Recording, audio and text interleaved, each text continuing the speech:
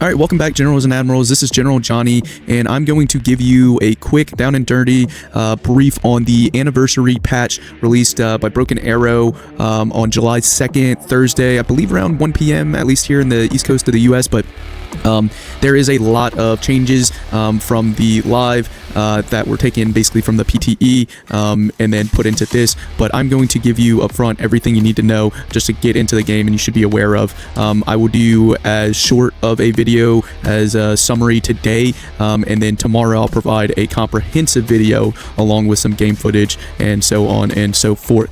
But without further ado, we'll kind of get on into this one. But before we do, please like, subscribe, follow, comment below. We are a growing YouTube channel. We also are partnered with baarmory.net, and we also have a Patreon that's stood up and a Discord that's relatively new as well. So if you're looking for community, active BA community, come on and join us. The link is in the description and in my profile.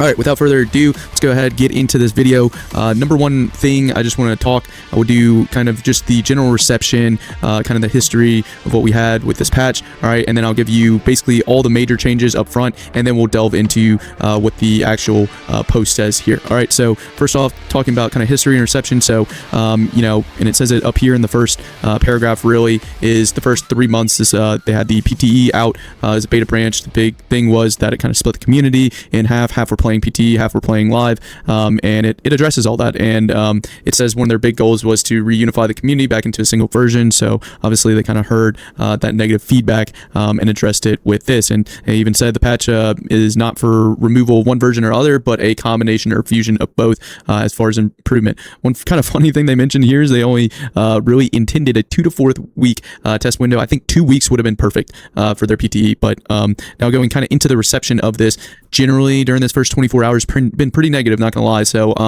you know, I don't know how indicative that is of the actual update and what it means long term. I mean, a lot of people are going to receive it kind of negatively just because, you know, it's changing the game. There may be people that haven't played the game in a while or that were focused on either live or PTE during that time, and they're just kind of showing their frustration on the changes or on the changes that they thought were going to make it to the final cut. But regardless, it has been generally negative. I will say, give it about a week and see kind of how this fans out. If it improves their player count, it is up about 3,000 players. I saw at least the peak numbers from SteamDB. So, you know, there is that. Hopefully it keeps it up. It'll probably drop down a little bit. But anyways, now moving on to the main things that change that you need to be aware of. Okay, number one kind of main change is going to be that the transport units now will resupply infantry. So your infantry, if they are inside of the transport vehicle, they will be resupplied automatically, I believe, even while they're moving. Okay, and then if they are outside the vehicle, that transport vehicle, so think your BMPs, think, you know, whatever other transport, you know, IFVs you have on the US side, Bradleys, so they will resupply their infantry inside the vehicle and outside the vehicle within a certain ring indefinitely. So there is no cap to the supplies in each of the IFVs. I think this is something they might need to reconsider and actually fix.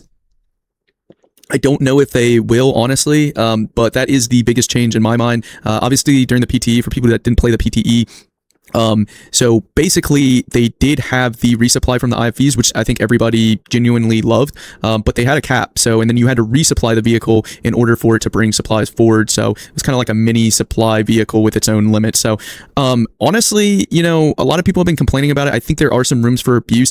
I can also see it being like pretty good though, because I think the intent of it was to, you know, provide more ability for the infantry to actually fight and do their job, while they're playing.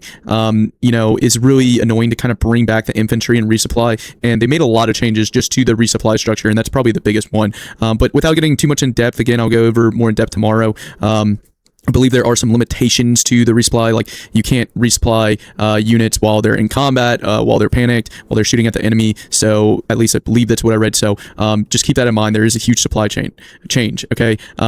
Next big change is going to be that the Pack 3s on the US side. So you have the Pack 2, the Pack 3, you get the Pack 3 MSE, okay? Pack 3 MSE is the one with like kind of high capacity as far as the rounds. So those cannot intercept ballistic missiles. So ballistic missiles, remember, the ones that have a high trajectory arc, they go up I think what is it? The Prism is the U.S. Ballistic missile fire or launcher. So just keep that in mind. Now only the PAC-2s. I haven't tested out the Russian. I haven't heard anything about the Russian, so I'm assuming all the Russian units can still shoot down those ballistic missiles. Okay, so that's another really big change. So really just the supply, the ballistic missile changes, and then remember they did bring forward the PTE change with the vehicles and the tanks. That was a pretty big change, and I think that's a good one. I haven't heard too much negative about that. They also buffed the Striker. They buffed the Baltic nation as well.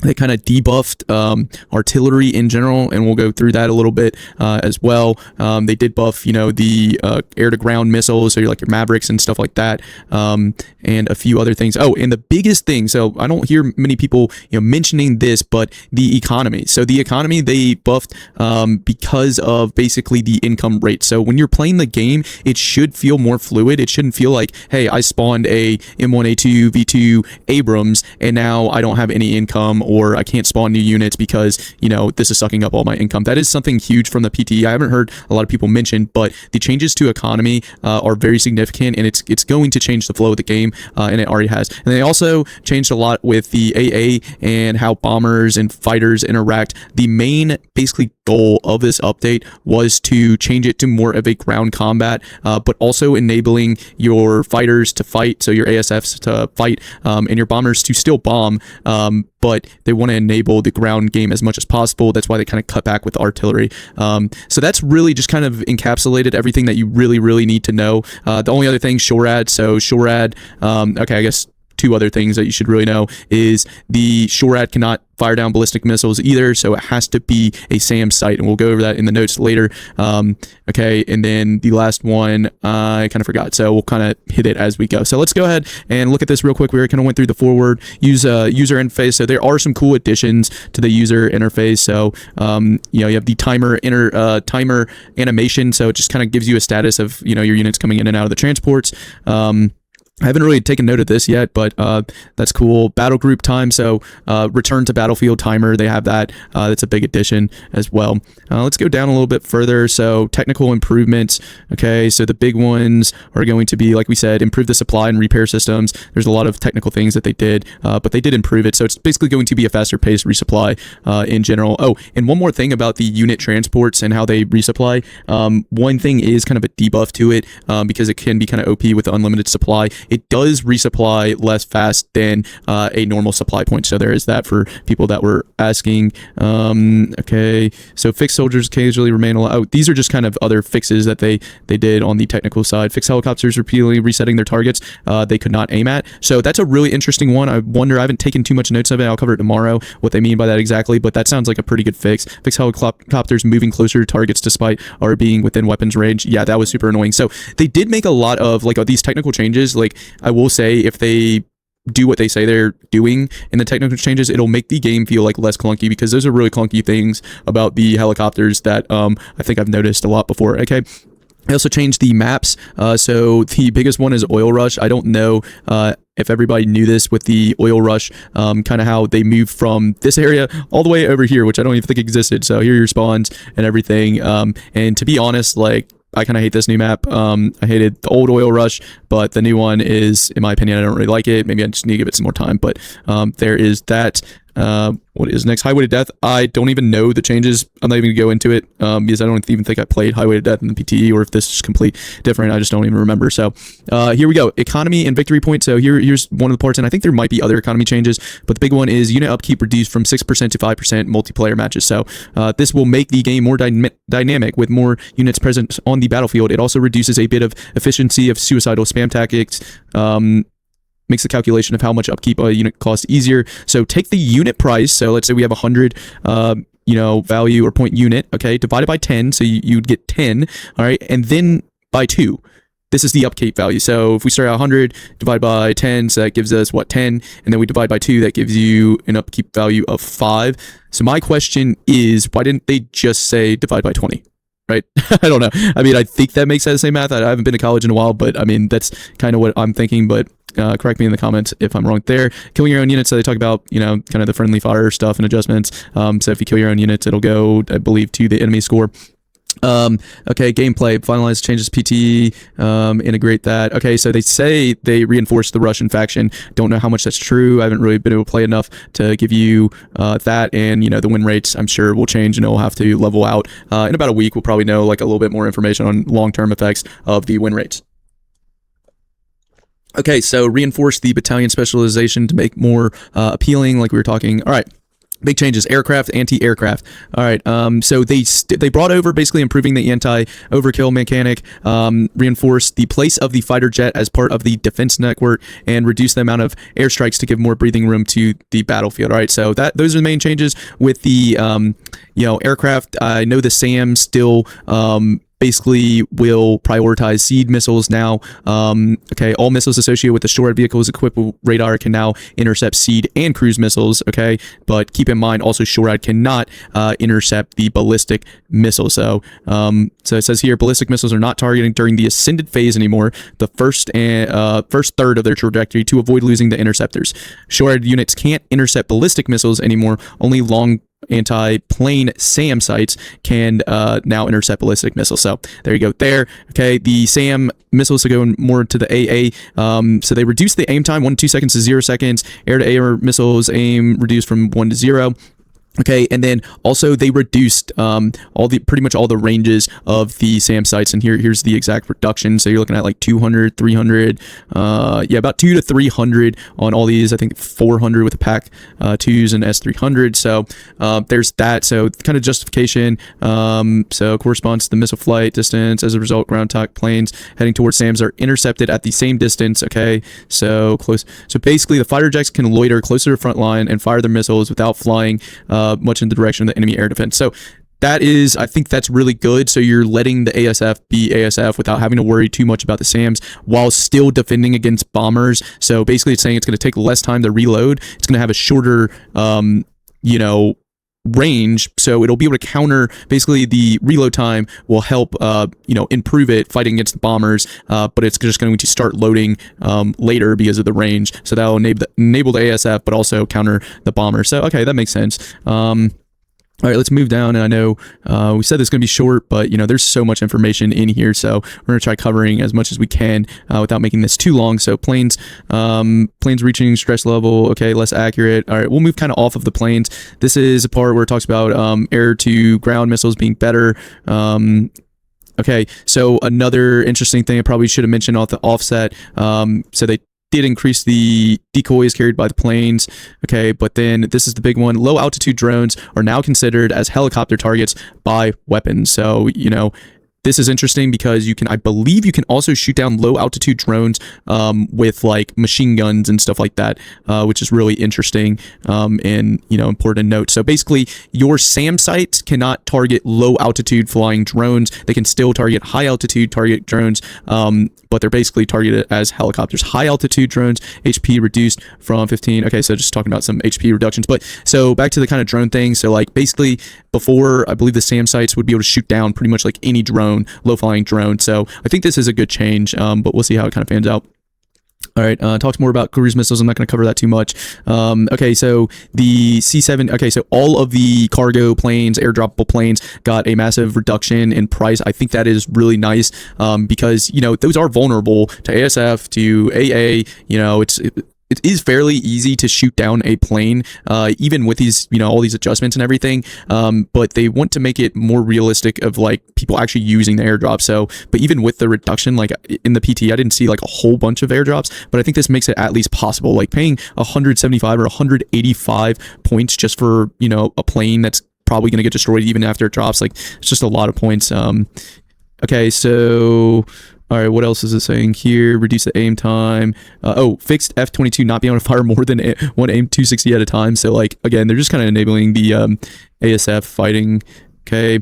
All right, ground combat. This is the best changes that they did to the game. Again, I think overall they're just making the game more fluid. That's at least what it's saying, and I think it will end up being a lot more fluid because it changes. So, ground combat, increase the damage of tanks, obviously the big one that they did, and they talked about in the PTE. Okay, reduce the frequency of the artillery, facilitate micromanagement of infantry, and reinforce the synergy between infantry and armored transports.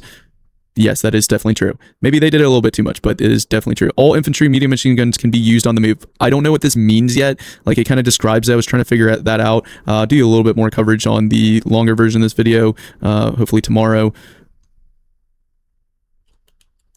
All right, let's move down here.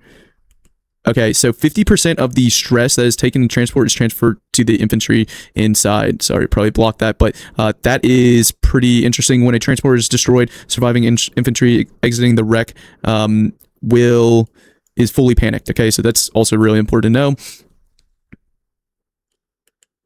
Okay, and then this is the area it talks about the infantry resupply ability added to the armored transport. So armored troops transports, but I also saw it with some other transports, but I don't think it, like every transport does it. I think it has to be a certain one, but the rates. So they're talking about the rates here. It is different from that as opposed to the normal resupply points. Okay. So M985 battleship and MATV also get this ability, even though they're not transports. Okay, interesting. All right, interesting. All right, we'll move down here a little bit more. Infantries can be resupplied without uploading from their transport when the supply order is given. Transporter waits inside to be fully healed before the order is considered valid. So again, a lot of this, and I think it says it down here, it just makes the micromanagement of infantry and infantry resupply, instead of having to click 4 or 5 times to resupply your infantry, like it's kind of a passive thing now, which I think really is a good thing. So, or at least I think people will kind of warm up to it eventually. All right. All right, interesting. Change to man pads here, 1600, 2500. Low altitude optics. Interesting. Hopefully that helps shoot down helicopters. Probably will. All right, and then you have a bunch of changes. If you guys, most of this is like ammunition price changes. I think mostly with like infantry. I think a lot of this did come like straight from the PT. Like I recognize the Cat Javelin numbers of missile carried 4 to 6. Like that's a pretty big change. And then some of the unit prices, or well, a good bit of unit prices. Ranger snipers 120 to 110. These Green Beret changes in the prices. So I won't go through every single one of them. It's too many, but yeah, lots of unit price changes. When a helicopter flying, okay, this is a huge one. It's one I didn't mention up front, but wish I would have, because this is huge. Helicopters. When a helicopter is flying low, is destroyed, the soldier it carries has a 50% probability to survive. So number one, it has to be flying low altitude. This doesn't count unless it is. This probability is reduced depending on the helicopter max HP and weapon damage. Okay, I didn't know that part. Interesting. The low altitude icon appears on the helicopter labels, indicated that the altitude is low enough for the infantry to have the probability to survive. So on the helicopter. Okay, so there's a icon that says that they have a probability of surviving. I haven't seen that one yet, but that's interesting. But yeah, so basically flying at low altitude, you get shot down depending on like what kind of weapon system shoots you down, if it's strong, if it's weak, and then the hit points, max hit points of the helicopter. So that's interesting. So that increases or decreases its chance from 50%, I guess, is basically what it's saying, or at least how I interpreted. Okay, not going to talk too much about the other helicopter changes and helicopters. Okay, vehicles. Okay, so basically the vehicle stress level changed a little bit. Yellow stress level gets a smaller aim time penalty, 50 to 25%, and then vehicles reaching red level, smaller time penalty, 100 to 50%. So I actually think this is pretty good, because like, yeah, if your tank or something got like panicked or even like stressed, it would bring it down so much that it wouldn't really be effective. So it's like, what's the point of having a tank? And then they increase the rounds, and then now like again, like it takes basically 2 tank rounds to destroy whatever IFV. So regardless, instead of like 3, because it shouldn't take 3 tank rounds to destroy like 1 light armored vehicle. Honestly, like it probably should be even 1 if you're looking at reality, but then that would make tanks way too OP. So I think 2 is a really good spot, and that's why they made all these changes, and that's basically what the outcome is. All right, I believe, I could be wrong, but I hadn't read too much. M10 Booker, I believe, just got debuff, basically. So there is that increase in price, yeah, I think that's basically what that part's just saying. All right, what else? Moving down here, this is interesting. I don't remember if this was in the PTE, but the T72 availability increasing from 6 to 9, like that seems like a lot. T72 B3 from 3 to 6. Yeah, that just seems like a lot. But whatever. Okay, so down to artillery. So yeah, just in general, tanks are a lot better. I use them. All my, U.S. tanks are like armor heavy or whatever, or U.S. decks are armor heavy now. So I actually really like that because, it's going to be a lot more of a ground fight. Okay, howitzers, MLRS, and ballistic resupply time doubled to make much longer to return the deck. Okay, so basically resupply times and double, respawn time when they're killed or whatever, or you return them. Okay, doubling the resupply time is kind of crazy, but I get it. Especially because it changes of like, US, pack 3 can't even shoot it down. So I guess maybe that's part of the reason why they did that. They changed the prices. I'm not going to go into depth on all these, but I will say smoke duration of mortars reverted from 90 to 60, remains 90 seconds for howitzer and grad MLRS. Okay, I kind of like the smoke changes. Maybe they should go somewhere in between, like 75 seconds, but I kind of like the longer smoke in the PT, but there you go, 90 to 60 seconds, all right. Cluster ballistics missiles fully ignore cover. Interesting. Talk to cluster missiles effect field. Okay, not going to go too much into that. All right. There might be room for abuse with these ballistic missiles and cruise missiles. That's my only fear. But we'll just have to see how it pans out. All right, sneak ability for people that play PTE. Sneak ability is pretty nice. It slows your it basically slows your vehicle down, but it increases the stealth by a large percentage actually. So they added it to like all of these ATGM carriers. They also did it to these recon vehicles, the T90. So like that has that upgrade, which is pretty crazy. I wonder how that's going to be. And they made these ATGM carriers. I honestly think these might be OP with the sneak ability. So I don't know. I think they lose it though. It does mention it like that they lose it if they fire or if they get shot at or something like that. So there is that. All right, let's move down. We want to wrap up pretty soon here. Okay, striker specialization buff. All right, this is interesting. Javelin upgrade price reduction 35 to 30. Striker MGS base price 90 to 85. All right. All striker based vehicles don't lose speed anymore when up armored. Okay, so striker specialization suffer a lot from the tank damage increase as entirety of its vehicles are now killed by tanks in 2 shots instead of 3. Several buffs have been made to compensate. So that's basically the justification. I think that's a good justification to kind of buff strikers. Honestly, reading these buffs like don't seem like that amazing, but I could be wrong. I think this is the biggest one, is that the ICB Javelin upgrade is 35 to 30. So that could be pretty big. I mean, 5 isn't like a huge difference, but okay. And then some of the changes to the Baltic is the last thing, really. I feel like none of these are like super important except for the Leopard AP munition increased 45 to 475, and then base price increased 245 to 260. What the heck? I already didn't like the fact that the Leopard like was so I just think it deals less damage, but it's saying anti-personnel munition, so I'm wondering if the anti-tank munition is also increased.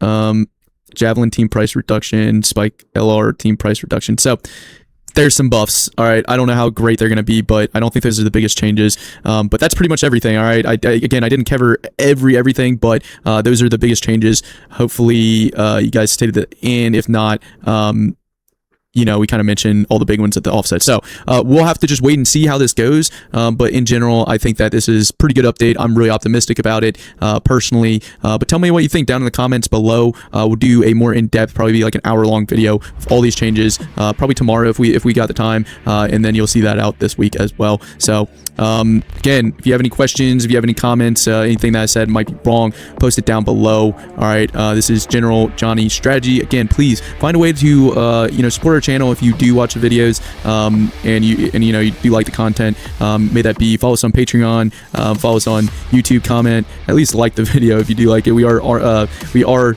partnered with baarmory.net. We also have a Discord if you want to join an active beginner, intermediate, or advanced player. Our community is open to all that, so please come join. Doesn't matter your elo, we'll accommodate you however you would like. So again, thank you for watching. General Johnny, and I will see you guys next time.